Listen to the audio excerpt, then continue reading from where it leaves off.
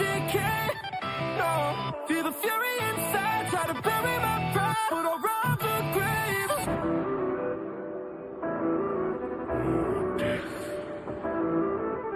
Become my blade once more. Carrying a cross and the hilt's already fading. Leather in my grip, I never miss my swing.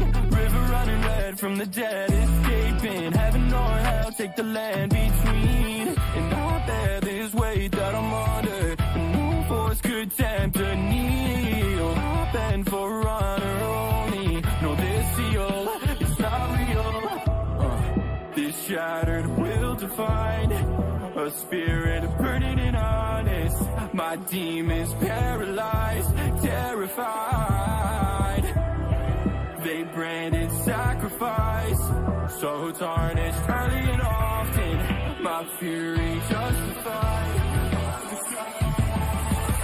Sealed up my fate and break the embers. A scarlet taste, my blade remembers. Temper my crown, yeah. I wield what can't decay. No, feel the fury inside, try to bury my pride, but I'll rob the grave. My skin to stone, my flesh to onyx. This gravity is daunting. The poison breath is blind.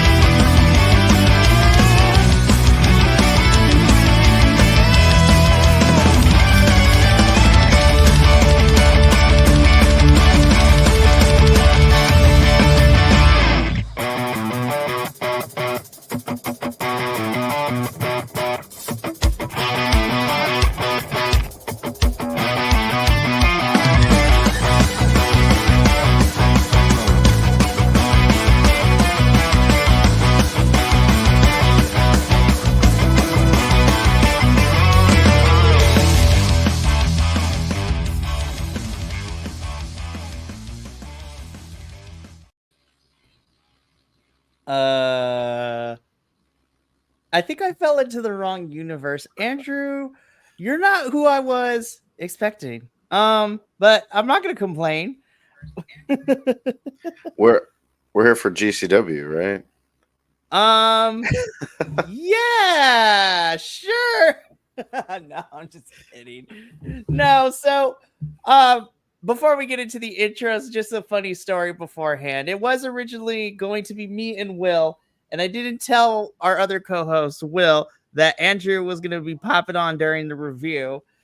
And then, Will had some business that he had to take care of. He is kind of bummed that he couldn't be here. So he says that he's going to bring it next time. So, Will, you owe me big time for Bound for Glory. That is the one show you cannot miss this year, because I want the whole trio back. But, welcome back, Andrew, to the sea of madness that is TNA. I'm happy to have you here. I'm not gonna lie. Otherwise, I would have did this by myself. Well, it's fun, it was a couple weeks away, so I was missing TNA, so I figured I'd come back for the fun of it and save us from drowning. Which is funny. It's only been 2 weeks, because the last time we had you for TNA was 2 weeks ago for the Emergence pay-per-view, and now here we are. But Yeah. hi, all you BC Wrestle Pod nerds, and welcome to another episode of Grapple Gurus, your PPV and PLE review show here on the BC Wrestle Pod Conglomeration Network, YouTube, Twitch channel, Mega Empire. Who knows anymore what we have? We do a little bit of everything here and there. We are a jack of all trades, master of none type of situation here. So we do what we do pretty okay. But we are here tonight to review another TNA PLE, this time TNA's Victory Road that took place on Friday the 13th. And yeah, there were some shocks and thrills and some heartbreak, which we will get into later in this evening. But as you can see, I am joined by Andrew. The duo is back, who's been holding it down for most of these TNA reviews. Will, I'm just kidding. He's going to get so mad at me. I'm sorry, Will. You know, I understand. He heard I was going to be joining, and so he came up with an excuse to not be here. It's fine. I'll leave after this so he can come back, all right? Leave for a couple of weeks, but please come back for Bound for Glory. Like, I want you back for that. It's in like 6 weeks, right? Yeah, that is in 6 weeks, so that'll be perfect enough. The absence makes the heart grow fonder. Plus, Will owe me big time. Anyways, me and Andrew are going to be going through TNA Victory Road, which just happened Friday, September 13th. And this is the second to last pay-per-view that I have to review for September. Oh my gosh, it has been 2.5 months, like literally since June. We've pretty much had a pay-per-view every single week. And then finally we get some breathing room once this and the anniversary show on Wednesday is done. Wrestling, I love you and hate you at the same time. But we're going to be talking about the matches, some of the fun moments that happened during this PLE.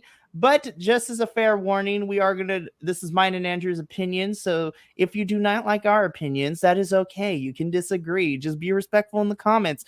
Don't be rude, because you will be blocked, banned, bamboozled. That is all.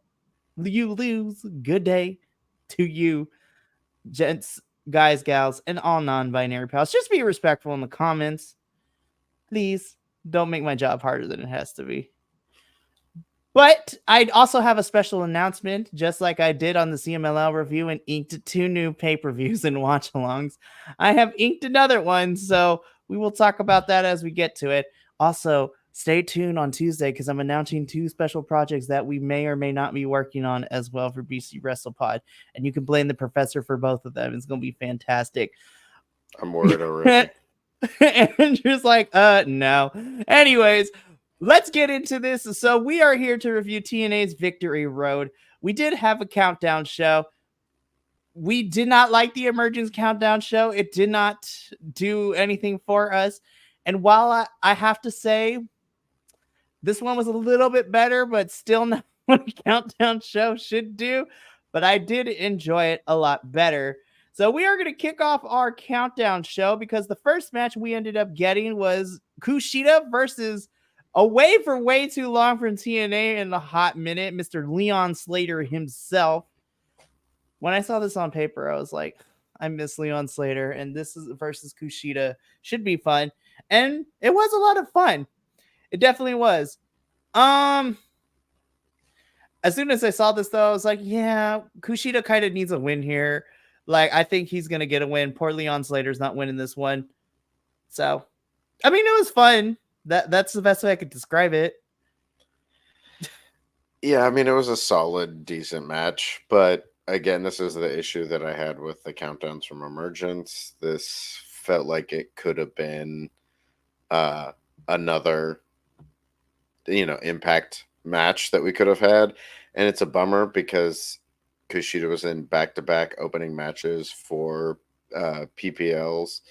And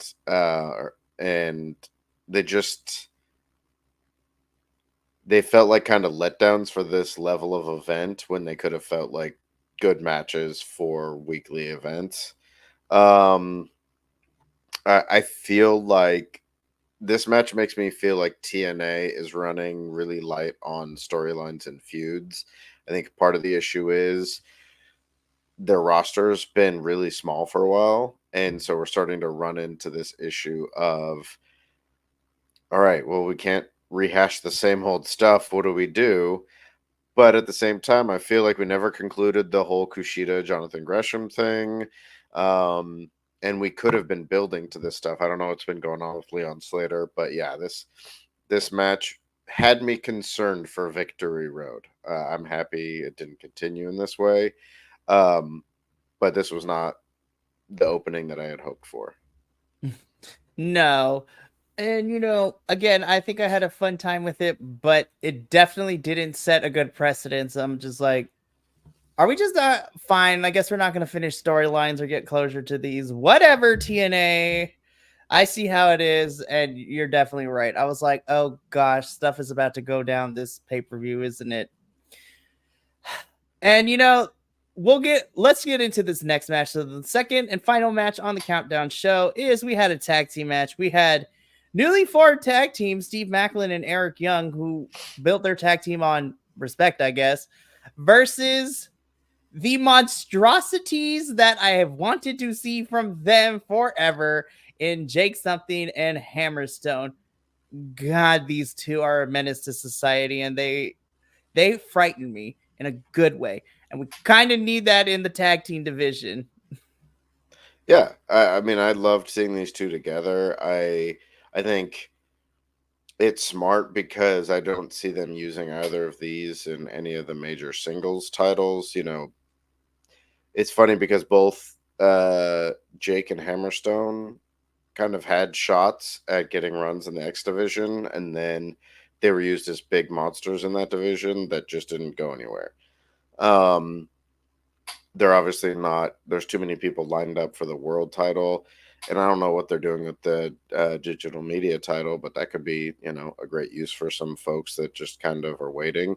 But these two being a tag team is a great addition to the tag team division, and honestly, I'm fine with them being a tag team out of convenience, just because they're basically like, hey, we don't like anybody, so we're too big to just go beat the crap out of everyone.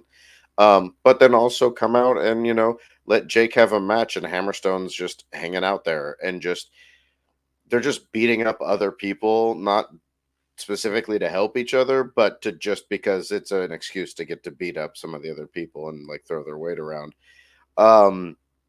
It was a fun match between these two teams. I mean, Eric Young obviously is a great veteran. Both Young and Macklin have some pretty solid tag team experience together. They wrestled in such a way that also really made Jake and Hammerstone look like just absolute monsters, which they are. The only issue I had was the ending felt a little weird. Like, it almost felt like they were doing the match, and they got to a point, and then someone, called into the referee and was like, oh, we went too long. They need to wrap it up. And so they just like ended it. It ended the way I wanted it to, but it just felt like all of a sudden, oh, we got to get to the end, skip these scenes. So it was a little weird for me, but I'm excited with this tag team. I want to see Something and Hammerstone just like wrecking people.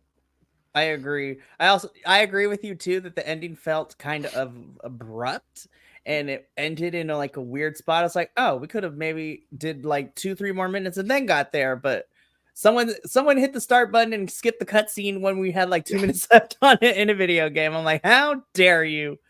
But I think Hammerstone and Something as a tag team would be crazy. And we find out later in like a backstage segment during the main show, it looks like there's a long list of people they just want to beat up. And I'm like, I'm here for big beefy men beating everybody up. Like, we got to come up with a tag team name for these two boys. So I'm gonna leave that to Andrew's imagination in a little bit. Also, shout out to Hassan, who has been popping in the last week or so. Shout out. I cannot wait. Thank you for joining this madness. We're going to be talking a lot about TNA. So if that is your cup of tea, cool. If not, please check out TNA. Like, I cannot stress enough. I think TNA is actually pretty good. So we should. But I agree with you.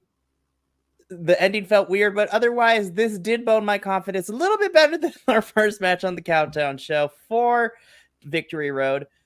Which then, okay, I don't know if it was a mistake or if they did it on purpose, but we were in the truck with all the monitors doing the live countdown to the actual show itself. And I was like, I don't know if that's a mistake or if that was on purpose, but I liked it regardless, because then we hit the main card of Victory Road and we opened up with, honestly, I am kind of glad they put this match at first, because I think this has definitely got the crowd invested because, nostalgia sells. But we have a tag team match. We have Matt and Jeff Hardy, the Hardy Boys, taking on the 2.0 version of First Class with AJ Francis, and back at it once again, Casey Navarro. Can we just sign Casey? I want Casey to stick around in TNA. I think he's young enough to, be a good place, like especially now that some of our vets are kind of almost close to the end of their tenure here at TNA, it seems like. So we got to start building newer stars. So like Leon Slater, Casey Navarro, and just all the other people that haven't been used too much lately. I think now is a good time to do it. So sign Casey Navarro, please. And who knows? So I'm here for it. I actually really enjoyed this match more than I thought I was going to. Of course, I already knew the Hardys were not going to be moving at like breakneck speed, given the fact that they are up there in years. But man, I am always impressed, and Casey Navarro did his thing in this match. And honestly, I felt like this was a good way to show him, because he did a lot of the heavy lifting, so to speak, for his team. And his just character work with AJ Francis and just the chemistry they have just as characters and the facial expressions they both make. I'm like, I'm kind of glad Casey's in this spot. And I wasn't sure how I felt with AJ, with Rich Swann not being there, how Casey was going to do. And I'm like, I kind of like this dynamic a little bit better. I don't know why, but I do. And I thought the match was a lot of fun. But Andrew, we know how we both agree of our stances on the Hardys, but how did you feel that our opener match went? It was actually a fun match. I enjoyed it a lot. I thought First Class did a really good job of playing to the Hardys' strengths and letting them like hit their highlight moments. I think you're right too. I think if they can sign Casey Navarro, like that would be huge for both sides. I could see him staying in First Class and being a good contribution to that. But also, after a while, going off on his own and having a solid run there too. I mean, there's a lot of people I'd like to see him wrestle against across TNA. But I think also he and AJ Francis are both really good at playing the not so successful bad guys.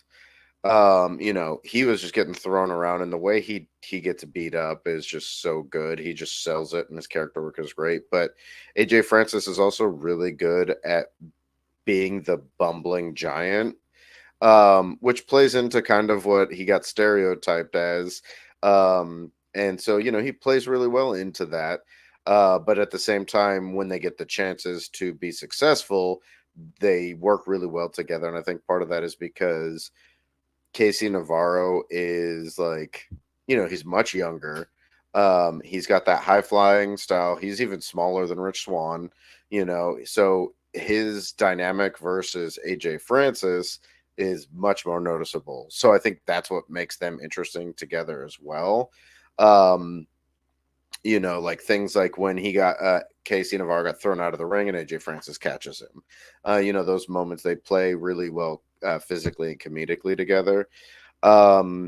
This match, like I said, it was fun. I don't want the Hardys to win the tag team titles, but after this match, at the end of it, there was a part of me going, you know what? Give it to them for a few weeks, maybe a month. Let them have one last moment in the sun where we get to see the Hardys hold up a tag team title. They're the champions. Maybe they defend it once and then they lose it the second time they defend it or something like that. I don't need to see a super long run with them. I wouldn't be as opposed to it after this match. So if we have more matches that make me feel that way, then maybe I'm going to be okay with it. But I definitely don't. I don't need to see a long run from the Hardys anywhere with any titles or anything like that. But as an opener for the actual card, I thought it was a good start. And this match would not have fit somewhere else in the card. It would not have stacked up to everything that came after it. No, and I'm glad they put this match first and got it out of the way. And it seems that the Hardys will be doing a couple more tapings here and there because they still got some unfinished business they got to work out, which we'll get to when we get to a certain tag team match. But we go from our opener to the second match that happened in the show, and what was probably my favorite match of the whole entire evening. Yes. this is immediately going down as like one of my favorite X Division Championship matches this year. And that's saying a lot because we had a lot of bangers, especially when we had Mustafa Ali as our champion. Yeah. But we had the X Division Championship, Zachary Wentz of the Rascals defending his title against the former champ, Speedball Mike Bailey. So, okay, I'm going to invoke Will here because he did give me some notes when we chatted a little bit earlier. And he's just like, he's happy that, spoiler alert, he's happy that Speedball is champion again. But he just was not expecting that. And at first I was like, it's kind of weird that Wentz lost his title immediately. And then I thought about it. I was like, okay, I think I know what happened and why we did this. I think that TNA put the title on Wentz because he went to NXT, had that match against Wes at No Mercy, which also is like a 5-star classic in my opinion. If you have not, y'all need to go check out Wentz versus Lee because that match was actually banging, and that UFO cutter was a thing to see, a thing of beauty to watch, and it's probably my favorite match of the whole pay-per-view. And then I was like, okay, and then he lost it back to Bailey. I was like, all right, that makes a lot of sense. I'm not happy that we're hot potatoing the championship, but hey, you know what? I am not mad that Bailey got back to it because these two put on a banger, as the kids say. This easily was one of my favorite matches of the whole entire card, and both of them gave it everything they got. And I kind of want to see a rematch between these two down the line. Let's build this as a feud, especially because who knows what's going on with Trey Miguel and his like injured pinky or whatever it is this time. Because that's also why they didn't get to face Axiom and Nathan Frazier for those tag titles this week on NXT. Because they undisclosedly they couldn't, and it seemed that Trey Miguel was out because he had to get surgery for some reason. Who knows what for? But I'll keep you updated on that. But Andrew, we have a new champion. How did you feel about our X Division match here? I mean, first of all, I think these two show that they're top stars. I mean, not just in TNA, but across the board in professional wrestling. Which I really appreciate, having become such a big fan of Mike Bailey and hearing their story, seeing them show up in all these other places and feeling like Mike Bailey doesn't get the recognition that they deserve. Zachary Wentz, not having known much about him until I started coming back to watching TNA, all I had really known was some of the allegations and stuff that happened. And so seeing how that all actually played out, and then seeing his reaction after he won the title and kind of like what the last few years have meant to him, like really won me over because, you know, it was such a like crappy situation to go through, both in his personal but also professional life. So to see these two go out there and just like wreck it and throw everything out there, this was absolutely my match of the night. Phenomenal. Both these two are incredible wrestlers. I agree. I think in the world of kayfabe, you know, if we're looking at that, title change this quick can make sense because when you look at like combat sports, that can happen. That happens quite a lot. You know, someone wins a title, then maybe they have a rematch and they drop the title, or they their first defense, they lose the title because, you know, it's combat sports. Anything can happen. And so that's kind of what wrestling is trying to emulate, is that kind of, you know, athletic activity. But in the world of scripted entertainment, it was kind of frustrating. I agree that it feels a bit hot potato, and it really felt like you wanted to put this title on a bigger platform, so you gave it to the person that had a chance to go over there, which is kind of a bummer. But I think they could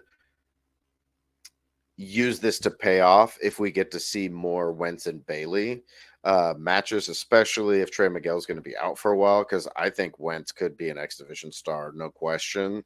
And so having these two go against each other, having Wentz have to climb, you know, back through the ranks and face off against people, you know, there's plenty of story here to tell with the fact that Bailey never lost the title to Wentz. You know, he lost it in Ultimate X match. Wentz lost it to him, but he should technically get a rematch. And so there's a lot of like opportunities for them to like go back and forth about who really is the better of the two. And I would not mind seeing these two go back and forth, you know, 3 out of 4 matches or whatever the case may be. So So yeah, it was a phenomenal match. Want to see more from them, and as much as it sucks because I think the Rascals are a phenomenal team, and obviously it's just a bummer if someone has to be out for any reason like that. This could be a huge blessing in disguise for Wentz to get a chance, even if he goes back to wrestling tag team, a chance to just do some work on his own and show really just what he can do by himself. Oh, absolutely. You know, who knows how long Trey is going to be out for, so I would not mind if Zach was the singles wrestler for right now, but I definitely want to see a rematch down the line between these two. I'm here for it, and if I'm being completely honest as well, nobody else has been built up to kind of challenge Speedball except for Wentz. So I actually would love these two to run it back again at Bound for Glory. Like, Yeah. I think that would be a perfect place to showcase what these two can go. Give them like 5 more minutes than this match gave them. So like 15, 20 minutes. I'd be here for it. I don't know, man. The X Division has been kind of doing wonders this year for TNA. And that's saying a lot because we've had Wentz as champ, Bailey is champ, Mustafa Ali is champ, Chris Sabin going into the year as champ, lest we forget all that. X Division has been kind of on and popping this year, so it's been really fun to watch. So we move on from here, and what were we supposed to get next was PCO and Rhino versus Matt Cardona and Steph DeLander. The stipulation in this match is that if Steph helped PCO and Rhino in any shape or form during this match, Matt Cardona would send her back to Australia because of the contract dispute and everything. So, Andrew, I know you weren't here for the review, but 2 weeks ago when Will and I discussed that segment between Steph and Matt in the ring, both of us were kind of feeling icky with how this was presented with Steph. I'm like, this woman is wearing like boots that you can step on people's throats with, and having her cower in the corner because of Matt was not cool. And we didn't like the semi depiction of a toxic, violent relationship. I was like, this is a weird direction. And so when this match was made, I was just like, okay, Steph has to get creative here of how she's going to help PCO and Rhino win, because she is no way going to be helping Matt. But we didn't get that because PCO and Rhino make their way down to the ring. And then we see Steph and Matt come down. Steph is dressed up in like your like trainee gray t-shirt, which was funny. Matthew Cardona being an absolute turd. And so Steph gets on the mic. I was like, okay, so girl, let's hear you speak before this match gets on and popping. And then the match was canceled because this actually broke my heart a little bit. And I feel for Steph in this one. Mm-hmm. Steph has been needing neck surgery for a very long time. And without saying too much details, we can read between the lines that this is kind of, she needs it now because something must have happened where if she doesn't, there's going to be dire lasting consequences if she doesn't do this now. So Steph announces that the Matt and PCO have to deal with this like men. She is going to go get neck surgery. She's going to be out for a couple of months, and then she will be back stronger than ever because TNA is her home and she wants to be here. And I shed a little tear because I love Steph and I want good things for her. And so did Will. Will also shed a little tear here. So the match was off. PCO walks Steph back to, the back, which was really nice, leaving Rhino and Matt in the ring. Rhino goes to leave. Matthew Cardona hits radio silence on Rhino. And it seems that's what we will be getting next before we ultimately get Matt and PCO. Sad this match didn't happen, but it was the right call, especially if Steph has underlying issues. And we did find out from Gia Miller from the medical report that Steph's surgery will take her out of action for 6 to 10 months. Yeah. So I'm like, damn, we're not going to be seeing Steph anytime soon. But I'm glad she's taking care of herself, and I can't wait to see her come back stronger than ever. So, Andrew, there was no match to this, but give your thoughts. We've had Steph for quite a while. We've had her since March, and so we've had her for the stretch of time. So how did we feel about Steph breaking the news the way she did? I mean, it's super bummer, and some of the stuff I've seen her cut back on from other places. It makes sense now why she's been much less active than she had been when she first came in. You know, she was still showing up and doing a lot of like, vignettes and storylines, but not doing a lot in the ring. So that makes sense. And ultimately, health is, the primary thing. So if this is something not only that's just going to be better for her health and her life, something that she can go have done, recover, and then continue to have a successful career, then go do that. More power to you. That's the most important thing. Obviously a bummer that the match didn't happen, but with this all going, I feel like depending on how long she's out, this could essentially squash the whole PCO Steph storyline and everything like that. I mean, if she's out for 10 months and then that's just how long she's been out of action, we may not see her for a year. And in that time, that's enough time for us to wash this storyline and have other things going on and come back and start stuff new. But we could see it continued. Honestly, what I would like to see, especially because when Cardona was leaving the ring, he made it seem like he's planning on staying in TNA. I want to see Cardona face Rhino in a singles match, beat him in some shenanigan-based way or just brutal way or whatever, and then set up PCO versus Cardona at Bound for Glory for the digital media title. Let Cardona win the digital media title, rebuild that division. That gives Cardona, he doesn't have to be there all the time. He can pop in like he has, but it gives him some clout in the company as a champion. And it gives some attention to that title. And honestly, give PCO some time off too. He just wrecked himself at the last show. He does a lot of craziness in all of his matches. I think it'd be good to give him a break too, especially taking a title off of him, because he doesn't need to be trying to show up as much as their champions should be. So I think there's a lot of potentially good things that could come from this.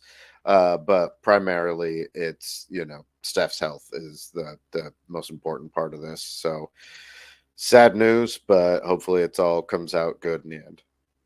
Absolutely. Steph, don't know if you will ever get to see this, but just so you know that the BC WrestlePod family, especially the TNA Takedown Troop boys here, sent you nothing but positive vibes, love, prayers, and hopefully your healing process is smooth without any complications, and we await your return on any platform, whether it be TNA, GCW, or wherever you pop up for. We are here, and we cannot wait for you to return. This did bum me out.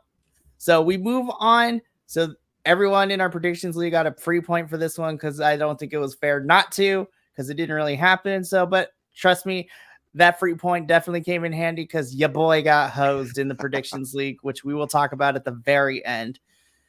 But then we get the other match that had a stipulation right after this, and they didn't give me an updated graphic on time, but this is for the TNA Knockouts World Tag Team Championship, and this was our champions, Militia, with the substitute, which we'll talk about in a short bit, taking on the former champ Spitfire. Stipulation here is that if Spitfire lose this match, then they have to break up as a tag team. So we get the entrance of the Militia. We find out that Alicia is still not cleared yet to wrestle, so she has tapped in Miss the Boricua Badass herself, Tasha Steeles, to substitute in and team with Masha to defend the championship against Spitfire. I gotta say, for a last-minute change, even though Alicia couldn't wrestle, I know storyline-wise, it's kind of doesn't help the story, since Tasha is kind of the stand-in a little bit. But when I tell you, Masha and Tasha kind of killed it as a team, I'm like, again, if we want to make them a temporary... Well, at the point of this match, I was like, they'd be a good temporary tag team. And then the ending happened. I was like, never mind. That goes that whole thing out the window. These girls brought it. I like this match. It was a lot of fun. And then maybe I'm a little annoyed at the fact that I kind of knew who would win, because it makes no sense to break up really the only other Knockouts tag team you currently have in this division. But hey, you know what? Crazier things have happened in wrestling. It's 2024. Things go awry really quickly. But it did not happen. I will say I love that Masha and Steels, otherwise it's going to bug the snot out of me to keep calling them Masha and Tasha, that they set up like kind of a quasi like dream, like Shatter Machine kind of thing going on. Yeah. I'm like, somebody's been watching too much FTR lately. But I thought this was a fun match. We do have new champs. Spitfire definitely win. Let's talk about the match first, Andrew, and then we'll talk about all the stuff that went down afterwards. So, match-wise, how do you think the team of Masha and Tasha taking on Spitfire, how did you feel that went? I thought it was a really fun tag match. I think this actually may have been Spitfire's best match as a tag team. I thought it was a really smart choice to bring Tasha Steelz in. You know, they pointed out at the beginning of the before the match started, you know, not only she's a former Knockouts World Champion, she's a former Knockouts Tag Team Champion. So she has that tag team experience. Masha is also a previous tag team champion in another tag team. So you could really see how they work together really well, and their tag team experience like really shine through. So I thought both teams worked really well against each other and with each other. It was a fun match. I thought, you know, it's a bummer that we don't have more Knockouts tag teams, because watching this match got me excited for Spitfire, but now I'm like, who are they going to wrestle? We don't even have like bottom tier jobber tag teams in TNA, let alone like actual contenders. The only people I could see that they may be considering, unless they've got some waiting in the wings to like bring out, would be Ash by Elegance and Heather Reckless, who, you know, we saw this week kind of start to team up. So maybe that's something we'll get. But yeah, I mean, I thought this was really fun. It was nice that we had a break between the X Division title match and this match, so we could have a breath between the two, because then it didn't feel like this was trying to follow up that match. But super happy that Spitfire are still together, because I think they're a really fun tag team, and I really enjoy both of those performers. Oh, absolutely. And then, of course, we could not leave this without progression of storyline and things falling apart, so to speak, because we have Alicia Edwards come into the ring after Masha is just laying there after losing the Knockouts Tag Team Championships, though it was not necessarily Masha's fault. But, of course, Alicia needed someone to blame, and so she and Tasha beat up Masha Slamovich, laying her in the ring as this match in this like post-match segment ends. So now it's official. The militia is no more. Want want. Yeah, I wonder where things are going to go with Masha. I feel like we could easily have a story where she goes after Tasha, and then eventually she goes after Alicia. You know, once Alicia's cleared and all that kind of stuff. I wonder if she's going to be built up to be the next threat to Jordynne Grace's title, because we really need someone who's likely to win that title off of her. And I think Masha Slamovich is a great choice. It's funny you mentioned that too, because again, I stalked the social media for TNA, so anything that I could find relating to this review, because in an exclusive behind the scenes social media post, as Masha is kind of tending to getting beat up, Jordynne comes up to her and talks to her. Hey, you don't need to stand for that. I was just like, you make your own path. You've done it before. I'm pretty sure you could do it again.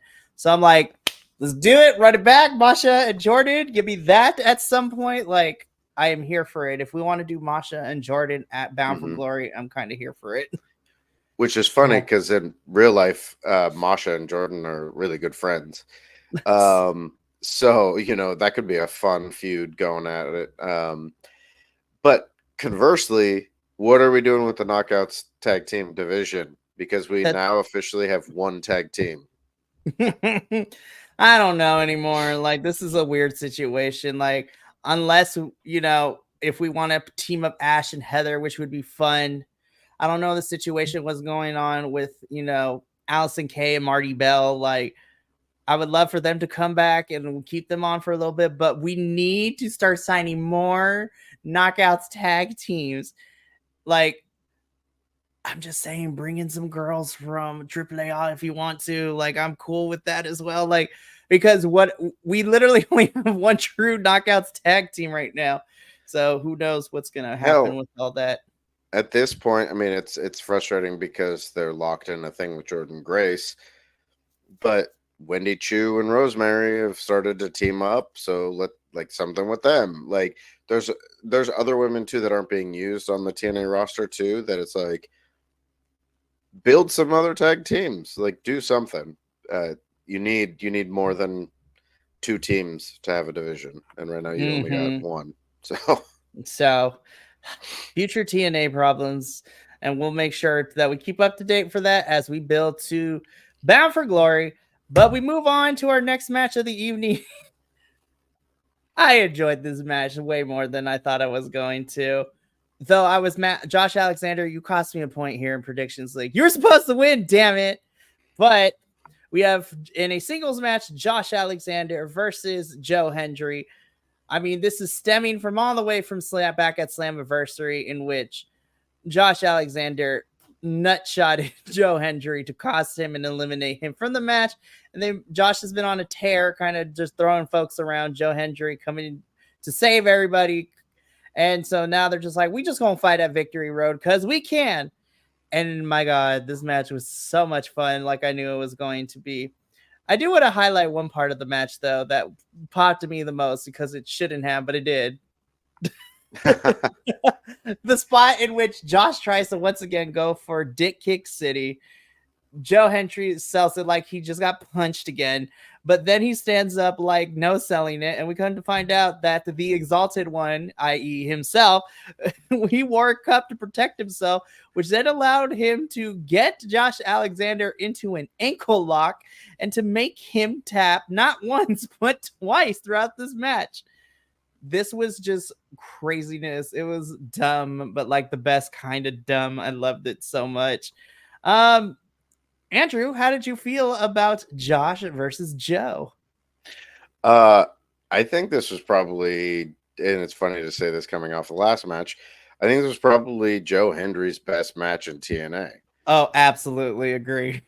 It's funny. I'm sure there's people that may not like this comparison, but getting to watch more of Joe Hendry in the ring, Joe Hendry is kind of John Cena without the hip hop gimmick and more moveset.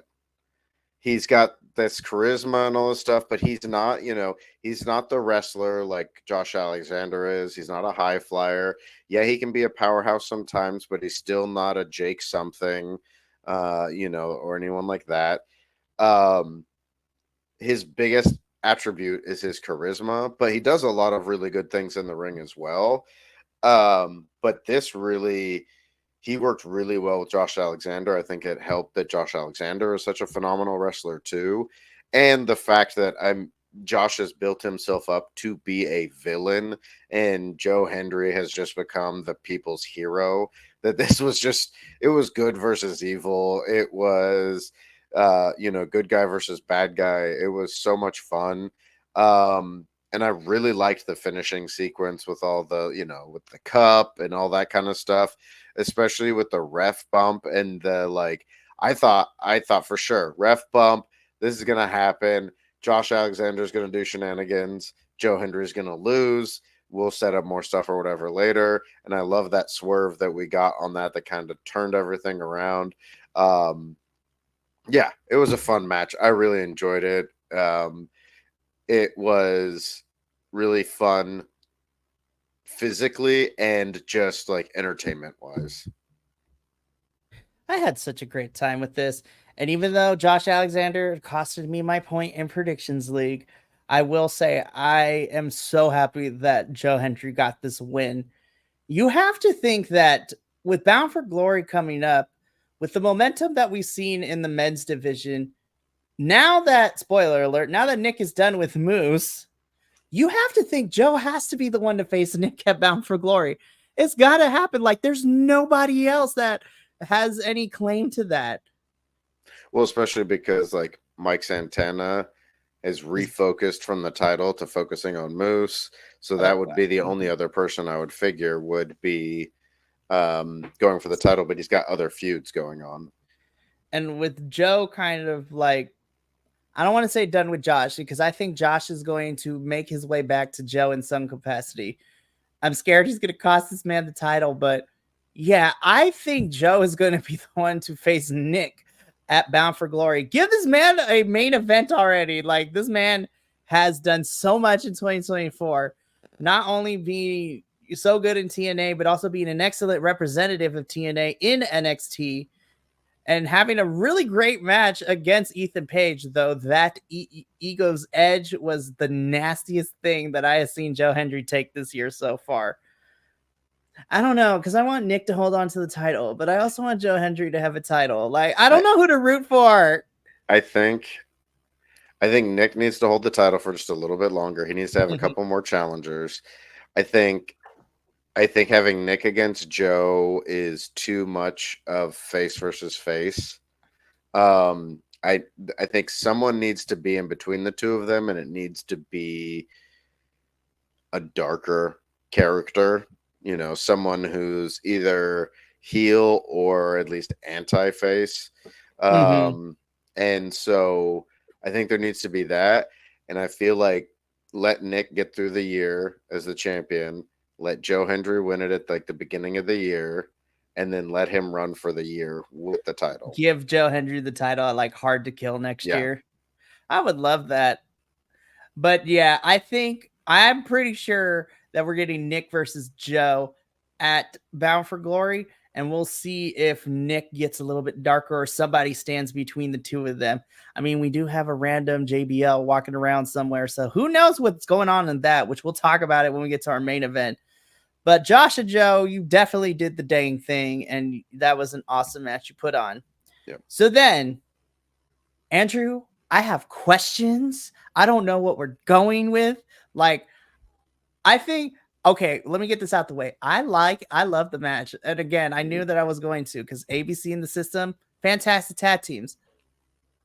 I'm going to give it to see what direction we're going for, but I'm kind of mad that ABC lost the title so soon. They barely had the thing since Slammiversary, and they've only held it for like a month and a half or something like that, and really didn't get to have any feuds with anyone else. So I'm just like, spoiler alert, I'm not sure how I feel about the system winning them here, which I'm interested to see how that dynamic goes into Bound for Glory with, you know, the system regaining the tag titles, Alicia losing hers, but she by proxy is with Mr. Edwards, so she's gonna be fine. I'm interested to see that dynamic of them gaining the titles back, but Moose still couldn't get the job done, spoiler alert. But I'm mad that ABC lost the titles. Maybe, Andrew, am I overreacting? Tell me why I'm wrong or if I'm right. Like, I need some explanation because I have questions. No, first off, yes, this match was great. These two tag teams, again, I feel the same way about these tag teams as I felt about Wentz and Bailey. These two tag teams are phenomenal tag teams that could be top tag teams in any promotion. And it's great because they are two extremely different tag teams. I do feel like they've been bouncing around titles too much. The only one that's actually held on to the title and had it for a really substantial amount of time has been Jordan Grace. I'll get to more about what she's done with that title when we get to her match, but we need to have some stability here. And like I said earlier on, I feel like this is the whole issue that we had at the beginning of the card or the countdown, where we don't have enough depth that we can continue to build stories that build up, you know, either new challengers or new reasons why the same people are facing each other. Because while there are more men's tag teams than there are knockouts tag teams, we've really just been dealing with three. We've had ABC, the Rascals, and the System. Well, the Rascals are split in half now because of an injury. So it went from Rascals facing ABC for the titles back and forth to now ABC and the system facing each other. We need to get some fresh blood into the title picture, even if it's just for challengers, and get these two top tag teams back to facing each other.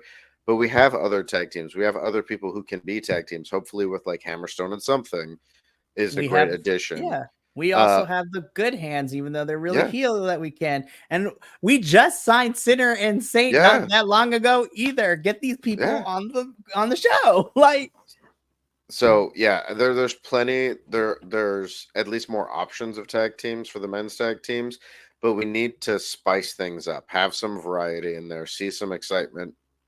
But we also need to have more consistency on how these titles are used once people win them, because even if they hold them for a bit of time, it just still feels like we're just swapping them back and forth, you know, and it's kind of frustrating. But with that being said, I do appreciate how much they sold Bay's injured ribs and how they focused on really, because I mean, I feel like he was in there for 80% of the match, if not more.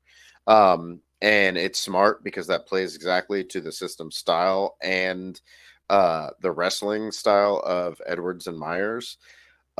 So it made sense why ABC lost the title, because it wasn't so much that as a tag team they couldn't beat the system, but it was with an injury and then the focus on that target that the system was able to take advantage of that and pick up the victory. So I at least give them credit in that storytelling. It just wasn't oh, well, we flipped a coin and you're the tag team that wins this week. Like there was some depth of story that picked up from, you know, the week's Impact episode. So at least there was something there. But yeah, we need some more depth. TNA, they need to sign some more people. I would love if we could actually get some people to come over from NXT, some people that aren't getting used as much over there. Bring some tag teams from NXT, come over to challenge for those tag teams. Use some women from NXT to challenge for those knockout titles. Ooh, which we'll talk about that in a little bit, because again, this has to do with the social media stuff that should be shown on the show, but you know, that's with any company. But again, I think these two are incredible. They had a really great match. It's just the booking is bothering me of where we're going with it next. But we have 6 weeks to build to Bound for Glory. So who knows? We might, as much as I would hate to see a rematch, I'm not going to be upset if ABC get a shot again at Bound for Glory. But let's spice it up. I agree with you there. So then we get into our semi-main event of Victory Road, which has our TNA Knockouts World Championship match. We have the champion, Jordynne Grace, taking on the challenger, representing NXT herself, Miss Wendy Choo. And I'm going to be honest, like, I think Wendy is a fantastic wrestler. She's been doing this for a very long time. I love her to death. I think this is the best I have seen this Wendy Choo character wrestle. And that's saying something, because I like what she does in NXT, but I think this is the best that I have seen her wrestle. And that's because of who her dance partner is, because Jordynne Grace just is able to bring out things in her opponents that I love to see. Also, love seeing Grandma Grace get involved in this match by taking the pillow, which was funny and cute. There was a moment where Grace did a full flip, and I thought that Wendy landed on her head, but thankfully it was the shoulder when we got the replay. I thought this was a really solid match, and Andrew probably going to get mad at me for saying this. I think this is probably my favorite Jordynne defense this year since she's had this championship. And this is after getting it back from Trinity earlier in the year. I will say I did like her versus Giselle, but then after that, everything's been kind of okay. So since those two matches, I think this is Jordynne's best defense, in my opinion.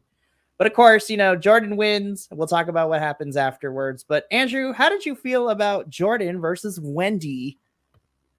I thought this was an awesome match. I thought it was an awesome title defense.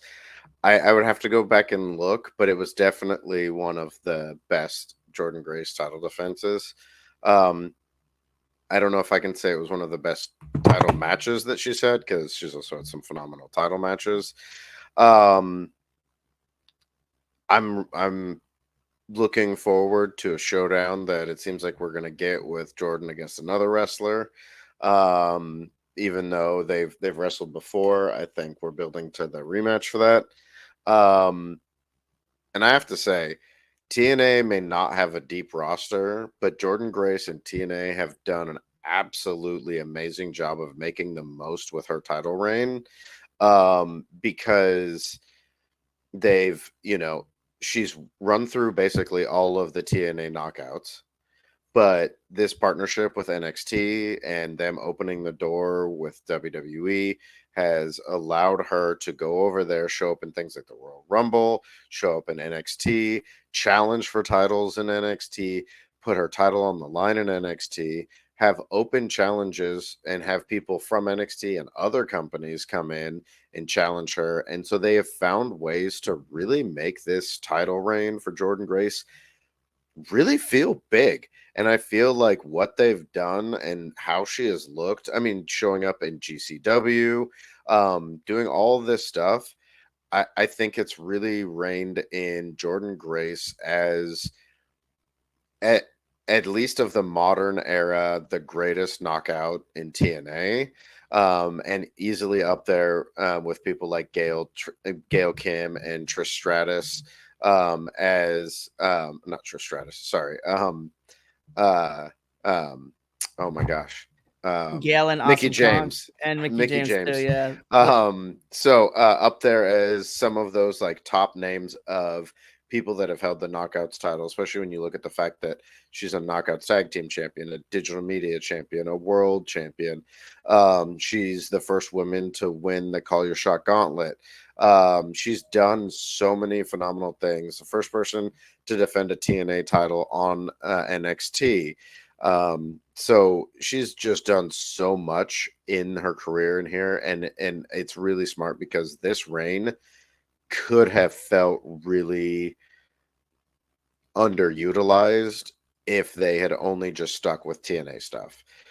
So I give them a lot of credit for this, and this match was a great example of that, because this seemed like a world title match.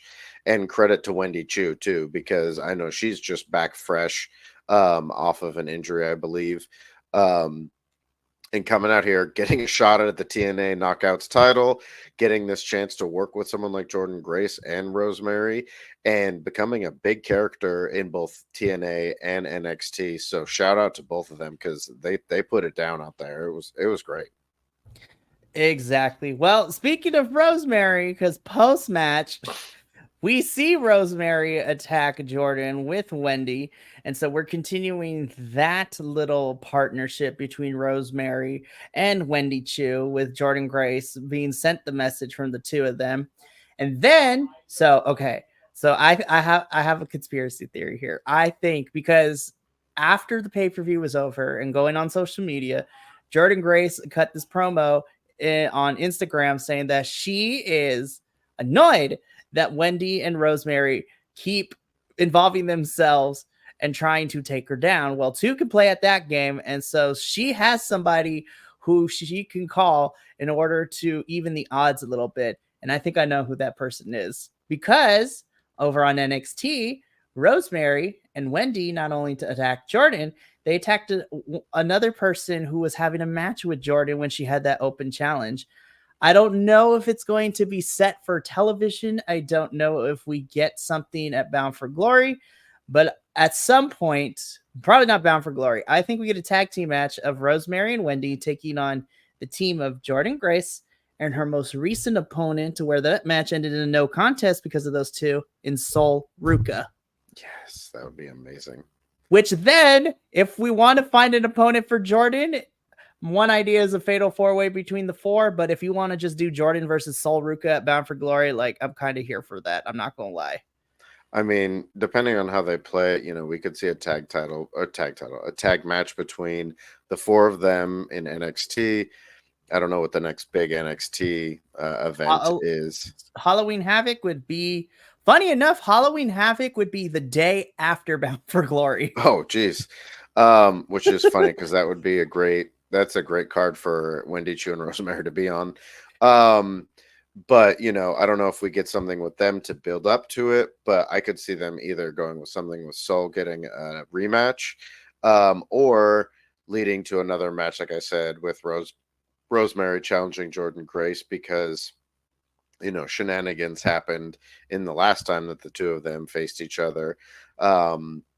Which, if that's the match, we get it Bound for Glory 2, Jordan Grace versus Rosemary, and especially if it's some kind of stipulation match, I think could be a hell of a match to really like bring about the end of the year kind of thing. And I mean, we got three. So we got literally we got Bound for Glory, Turning Point, and Final Resolution to kind of end out the year. But again, this made me happy. If we're gonna, I hope it's Sol being Jordan's partner, because I think it would be a fantastic match. So before we get to our main event, there are a couple of things that happened in between. First of all, this was the best moment for me and Will, and I don't know about you, but we get father and daughter reuniting, something that I've wanted to see for a very long time. But it seems that Ariana Grace is going to be an NXT liaison. Well, as she says it, but liaison, as Santino said. But I know they were doing character work, but it was really nice to see the actual father-daughter duo being able to work together. And I don't have any children. I don't do wrestling, but honestly, I can only imagine like how happy Santino must be to be able to work alongside his daughter, who has also chosen a wrestling career as well for this. And I'm kind of hoping we get to see all these interactions between these two on TNA, and to see what Ariana is going to bring as this liaison between TNA and NXT, which I'm kind of here for, not going to lie. This was a very sweet moment. It was super fun and entertaining, and especially because the over-the-top characters that the two of them play, it's so fun. I also would love to see Santino pop up even just once in NXT. Yes, if they're doing this, like it's like two different governments, and they're the two ambassadors that have to deal with each other. Hey, Rosemary's causing havoc, Santino. I need you to come over here and set some things straight. Or we're like, Jordan Grace or some other champion or something is going to show up, and he has to be there as like the intermediary between them or whatever. But the pop that he would get to show up in any kind of WWE product again, because he's such a fan favorite, would be so awesome. And it would be such a cool moment, I would imagine, for him. He gets a lot of accolades in TNA and a lot of appreciation. But to go to the place where he really, that's where he got the big bump and became like kind of who he was, would probably be really cool. But yeah, like you said, the fact that he gets to do this with his daughter, we're at a point now where we're seeing multiple generational wrestlers come through and people getting acknowledging to work with their actual histories. Yeah. So it's fun that they got to see that. And I love the fact that like, we all know, or at least most people know, the relationship, but they're doing their characters, and so it was just like she was like, no, we're gonna be all about business, we're gonna do these things, and then he was just like so happy at the end, and you just hear it go, Santino. Yeah, it was great. It was a lot of fun. I love it so much. This was such a sweet moment. I don't care what nobody says. I loved it. I want to see more of them. And you know what? Who knows? We might see Santino pop up, because on this. Well, not Halloween Havoc, but on the CW premiere for NXT October 1st, outside of Julia versus Roxanne for the women's championship. That match is going to slap. We also have Wesley versus Zachary Wentz in a street fight. So that was made this past week. So I'm excited for all of that. I got to catch up, Andrew, on NXT, because a lot of things went down the last couple of weeks. Some of our faves, but we'll talk about that. And so then we throw it back to our commentator team, which they run down like basically what the remainder of the year looks like. So I'm going to do the same, because I'm going to plug TNA, because they be amazing. So, of course, the next big pay-per-view for TNA is Bound for Glory, which takes place Saturday, October 26th from Detroit, Michigan itself. We will be having a watch along for this. No ifs, ands, or buts about it. So I'm super excited. And then the review will be the following day on the 27th. So that should be fun. But on top of that, we are also told that in November, we have TNA's Turning Point, which will be happening at WrestleCade. I can already hear Will complaining about the budget for the camera, so it's okay because it is going to be at a convention. So who knows how well the quality is going to be, but I'm here for it. And then, of course, rounding out 2024 for TNA, taking place in Hotlanta, Georgia, we have Final Resolution on Friday, December 13th. Damn, TNA really loves these Friday the 13th shows. Like, I don't know what's happening here, but I'm super excited. I cannot wait. I love that TNA is now implementing a once a month pay-per-view, though I do hope for 2025 we switch some out for others. Like, I would love to see, I don't know if this was Scott's more idea, but the return of like the retro wrestling show where they're just like stereotype versions of like 80s wrestlers, or if we want to bring back the Knockouts and Knockdown pay-per-view where it's nothing but women's action, which is fantastic. Get more women then. That is also very true. But hey, treat it like the Mae Young Classic where you get women from all the promotions to participate. And who knows, maybe you could sign a couple of them, which would be super fantastic. We'd love to see it. But Andrew, we made it to our main event now. In the main event of Victory Road for the TNA World Championship, we have Nick Nemeth defending his TNA World Championship against the challenger Moose, who has reinstated his rematch from losing it at Slammiversary in that 6-person, elimination style match. I gotta say, Nick Nemeth is doing amazing. I am so happy he is here. And I'm just like looking at the other federation and I'm just doing the meme of like, why did you let this man go? Yeah. Like, what? I am so upset, but I'm glad that TNA picked him up because this was a solid and one hell of a match. And can I just say, like, I'm going to cry the day that Moose decides for whatever reason he doesn't want to re-sign with TNA, because this man outside of Josh and like Moose and Josh have been holding it down for TNA since the pandemic era, since coming out of pandemic. And, just to see the evolution of Moose since I started watching Impact and TNA for like the last 3 years has been amazing to watch. And both of these men put everything on the line. Though it was really weird. I was like, Frankie Kazarian's out here on commentary. Okay, fine, whatever. But these two put on one hell of a match. And despite the shenanigans from the system, Nick ultimately walked out of Victory Road with his championship. And he can say that he officially beat the man that he wanted to beat, who he deemed the best at the time back at Rebellion. So, Andrew, before we talk about like the surprise person that kind of helped Nick even the odds a little bit during the match, how did you feel about our main event? There were a couple points early on that I thought Moose might be sick or injured because some things kind of felt off. But once we got past that and things started to really pick up, I really enjoyed this match. If it wasn't for the X Division title match, this would have been my match of the night, especially because all the surprise kind of kickouts that we got, the like fake out finishes. Moose hit multiple spears, Nick Nemeth hit multiple danger zones that they both kicked out of. And as they pointed out, like Moose was the first person in TNA to kick out of the danger zone. These two were just going back and forth. Nick Nemeth, we've known it since he was Dolph Ziggler. This man sells for everybody. He is so good at making his opponents look good, and not that Moose needs it. It just makes people who are that good look that much better. But he commits so much to what he does, and both of these guys look phenomenal in it. I will say, I don't say this very much. I hate saying, oh, they could go to another company, especially now because everyone's like, oh, this person might leave. They're going to go to this other company. I will say that I think Moose, if he chose to and they signed him, and I don't often say this about this company, but I think Moose could actually be really successful if he signed with WWE.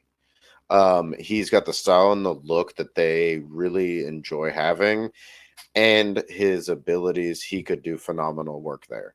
I think he could do phenomenal work wherever he goes, but he's just he is just what we traditionally think of as a WWE wrestler.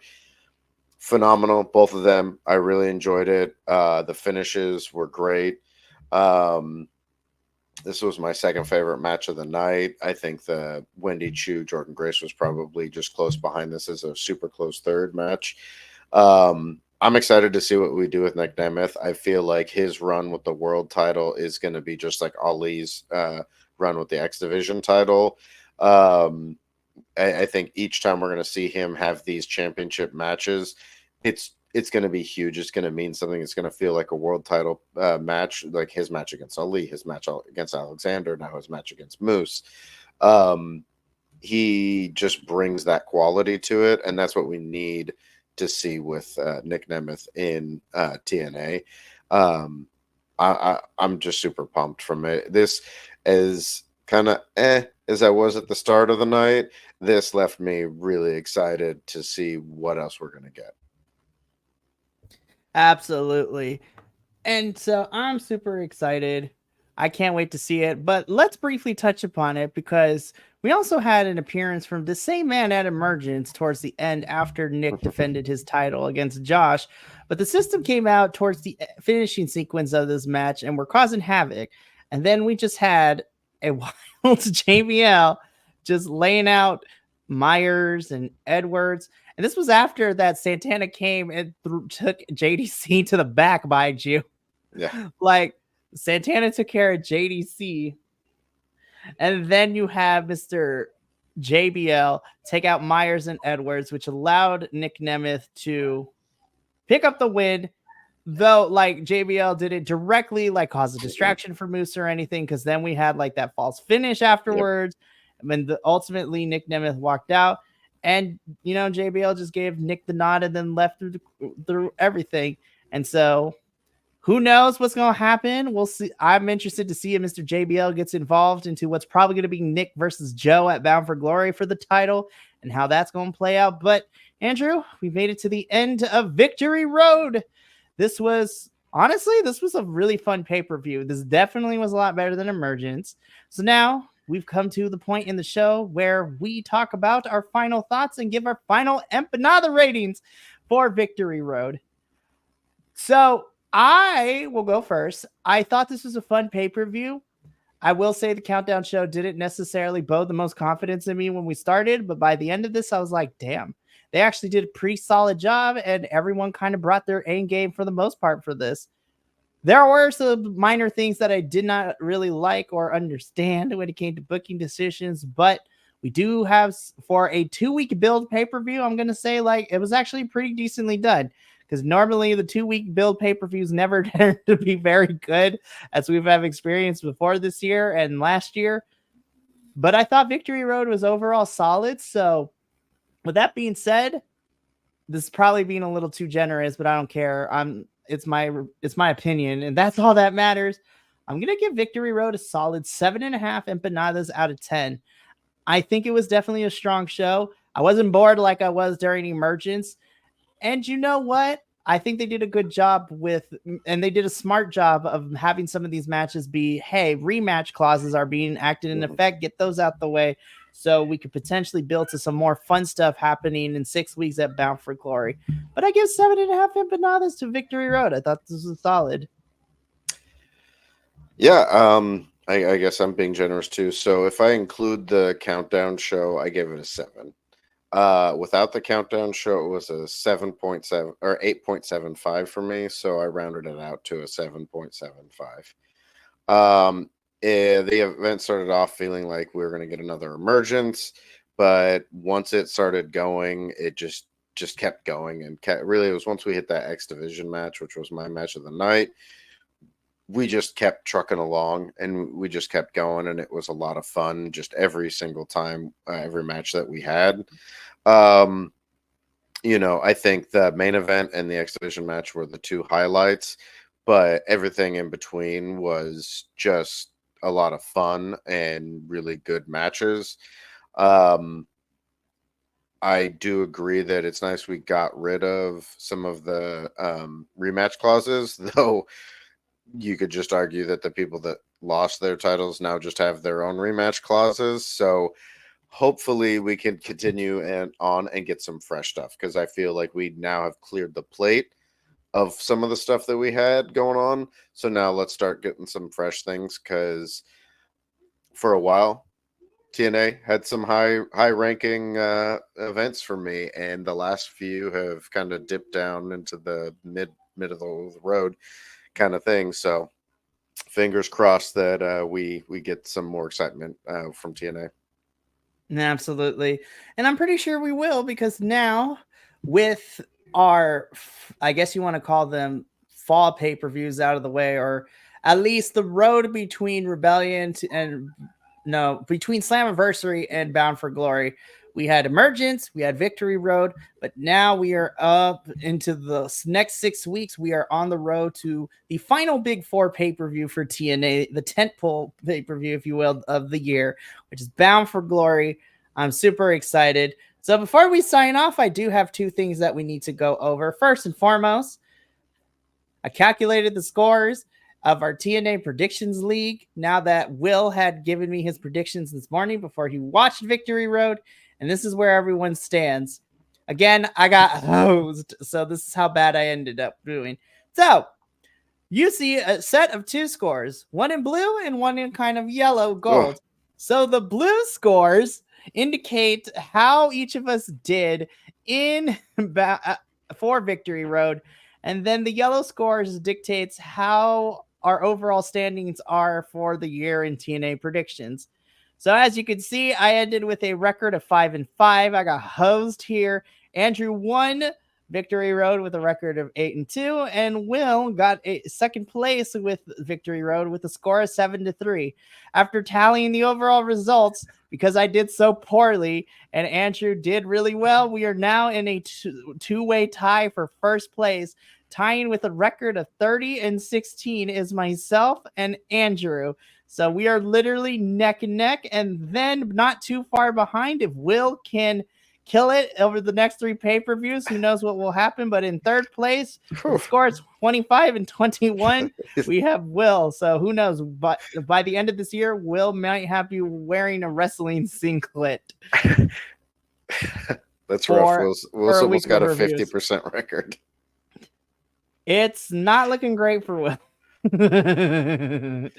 It's really, really not looking great for Will, for sure. I'm looking forward to that special shirt we're gonna get for him. We're gonna that wrestling singlet, yes, and that shirt. Can we get a singlet with Charlie Dempsey just printed on it? Honestly, if we could, I'm gonna look into it. If we can, we're definitely doing so for sure. We are going to do that, but. The last thing I wanted to do, I wanted to make a special announcement. As I did on CMLL, I made the announcement this past week that in November, we inked 2 pay-per-view watch-alongs and reviews for GCW's Nick Gage Invitational 9 and Bloodsport 12. I can read Roman numerals correctly. And while I have to figure out if we could do both nights or one night for this one, I have decided what the hell, after seeing how much people enjoy our watch-alongs, especially those who tuned in for CMLL, which was wild. I was not expecting all that. And just because I think it would be fun to try something new, El Jefe has inked a new pay-per-view watch-along. Either we will do one or both nights and do a review for it. But because it is TNA related, I have decided we are going to be watching and reviewing the debut MLP show, Forged in Excellence. Don't know if we're going to watch both nights or just Sunday night, but we are going to be reviewing both nights within the coming days after the show has aired. But, you know, it is TNA related. It is being ran and booked by former TNA person Scott D'Amore, who we love with all our little hearts. And we will be doing this in October because it's not like we had more. It's not like we already had pay-per-view scheduled in October, but I just said, puck it. We're going to do this because I can. And honestly, there's a lot of talent that is being booked for the show from all kinds of federations and matches that I definitely want to see. I'm going to be honest. All the talent that was involved in it, Andrew, like I was super excited. But let me tell you, when I saw that Takeshita and Alexander were going to face each other, as well as Speedball Mike Bailey versus Takeshita, I'm like, take my money. Like, we got to see this now. but there's a whole lot of people that we love and support here on this channel. So I'm like, let's just do it. So from your reaction, you are super happy. I'm happy to see that. Yeah, that's dope. Yeah, no, I wasn't sure what to expect when they made the announcements about Scott D'Amore reopening MLP, but with this first event, like, not messing around. So that's pretty awesome. So we are definitely going to do that. Still need to work out the details if we will be watching both nights or just one, but we will be reviewing both nights when we do the official review later in the week afterwards. We have a whole month to figure that out, so I'm super excited. But Andrew, thank you so much for doing this with me, because it was a blessing in disguise, because if you weren't able to do it, I would have crushed this review in 20 minutes. Like, I'm glad I could add an hour to the show. So for reals, it's fantastic. But no, I work better bouncing off conversations with other people. I could talk for 20 minutes, but it's just me. And like, I get tired of hearing my voice. So thank you for being here, Andrew. And I'm excited to see you again when we do Bound for Glory. So 6 weeks, it will be it seems like a long time, but honestly, I'll blink and then we'll be here. So, as mentioned before, Bound for Glory is the next TNA pay-per-view. Because it is a tentpole Big Four, we will be doing a live watch-along and a review the following day. So it's going to be a busy weekend for me, Andrew, and hopefully Will. He owes me big time. I'm just kidding. We love you, Will. We miss you. But that is going to be it for us here at Grapple Guru. Thank you so much for tuning into our Victory Road review. From myself, Andrew, Will, and the rest of the BC WrestlePod family, remember, take care of yourself, love one another, stay Bi-Conic, but more importantly than anything, you always deserve to finish your story. We will catch you later, but until then, sayonara, adios, and we'll see you later.